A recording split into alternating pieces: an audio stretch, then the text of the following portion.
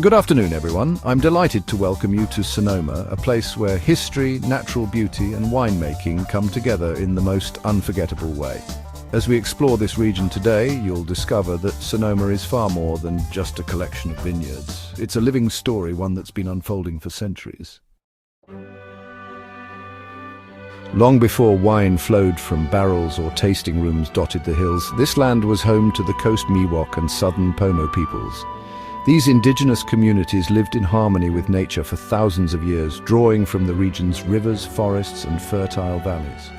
According to local oral traditions, it's believed they may have referred to this region with a name that would later inspire the phrase Valley of the Moon. Some say it referred to the way the moonlight glowed across the valley. Others suggest it pointed to the cyclical harmony of nature. Whatever the origin, the phrase continues to capture the spiritual essence of this land. The story of Sonoma's wine legacy formally begins in 1823 when Spanish Franciscan friars established Mission San Francisco Solano, the northernmost and final mission along the California Mission Trail. Located right in the heart of present-day Sonoma Plaza, it was built to convert local indigenous populations and serve as a religious and agricultural outpost. As part of their mission system, the friars planted the region's first vineyards, using what was known as the mission grape, a varietal brought from Europe that became widespread across early California. The wine they made was simple, mostly used for religious ceremonies, but it marked the beginning of something far greater. That modest vineyard at the mission laid the first stone in what would become one of the world's most iconic wine regions. Fast forward to 1835, when General Mariano Guadalupe Vallejo, a prominent military and political figure under Mexican rule, was sent north to secure the territory. He established the Pueblo of Sonoma as a military stronghold and civil settlement. Vallejo played a major role in shaping Sonoma's early civic identity, overseeing construction, promoting agriculture, and even encouraging settlement in the area. His adobe home, located just steps from the mission, still stands as a monument to that formative period. In 1846, Sonoma once again stepped into the history books as the site of the Bear Flag Revolt, a short-lived uprising by American settlers against Mexican rule. The rebels seized the town, declared the California Republic, and raised a makeshift bear flag in the plaza, marking the brief existence of an independent California before it was annexed by the United States. The original flag is long gone, but a monument in the plaza commemorates this bold and historic moment. As time moved forward, the land began to change. By the mid to late 19th century, European immigrants, many from Italy, Germany, and France, settled in Sonoma, bringing with them grapevines, agricultural knowledge, and a deep respect for the art of winemaking. They planted vineyards across the valley, setting the stage for the wine industry that would eventually flourish here. But Sonoma wasn't just known for wine, it also became a place of retreat and healing. In the area known as Agua Caliente, meaning hot water in Spanish, natural geothermal springs attracted visitors from all over the Bay Area. Resorts and bathhouses began to spring up throughout the 19th and early 20th centuries, turning this part of the valley into a popular wellness destination.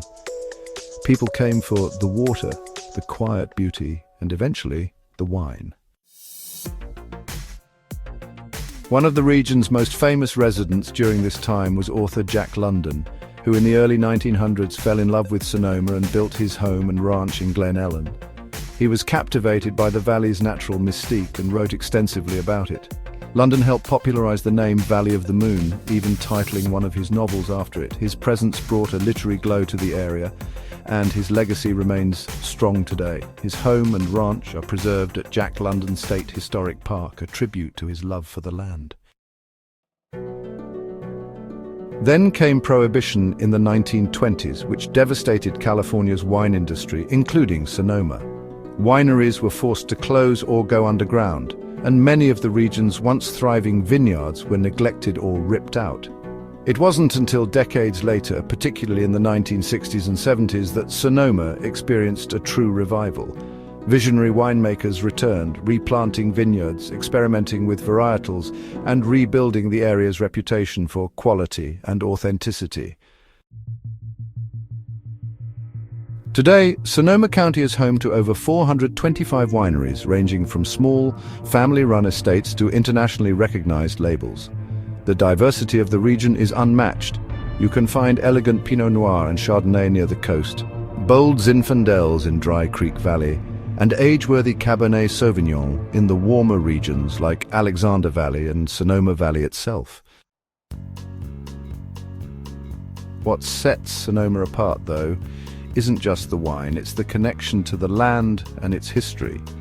Unlike its more polished and commercialized neighbor, Napa, Sonoma has maintained a grounded, welcoming charm. It's a place where winemakers are often the ones pouring your wine, where dirt roads lead to hilltop tastings, and where every bottle tells a story of people, passion, and place.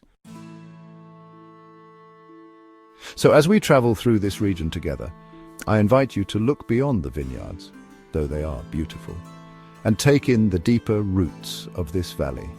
From native heritage to Spanish missions, from revolutionary uprisings to literary legends, Sonoma is steeped in stories. The Valley of the Moon is more than just a poetic name.